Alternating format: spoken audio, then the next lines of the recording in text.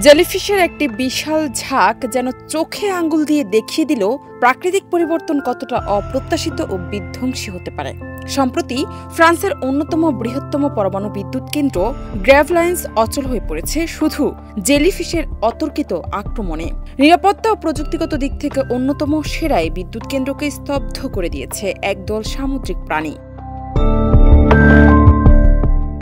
বিদ্যুৎ কেন্দ্রটির ৬টি ইউনিট রয়েছে। এর মধ্যে ৪টি ইউনিট জেলিফিশের কারণে স্বয়ংক্রিয়ভাবে বন্ধ হয়ে যায়। বাকি ২টি ইউনিট আগেই রক্ষণাবেক্ষণের জন্য বন্ধ ছিল। এই কেন্দ্র থেকে প্রায় ৫০ লাখ বাড়িতে বিদ্যুৎ সরবরাহ করত। এই অঞ্চল যেসব জেলিফিশের প্রজনন বাড়ছে তাদের বলা হয় এশিয়ান মুন জেলিফিশ। এরা সাধারণত বিষাক্ত নয় এবং মূলত প্রশান্ত মহাসাগরের উত্তর পশ্চিম অঞ্চলে দেখা যায়। কিন্তু ২০২০ সালে প্রথম উত্তর সাগরে এদের উপস্থিতি ধরা পড়ে এবং এখন তা ভয়াবহ রূপ নিয়েছে।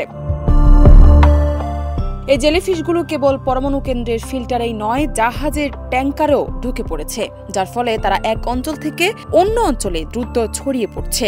পরমাণু বিদ্যুৎ উৎপাদন তুলনামূলক নিরাপদ, তবে এর একটি গুরুত্বপূর্ণ উপাদান হচ্ছে কার্যকর তাপ নিয়ন্ত্রণ ব্যবস্থা।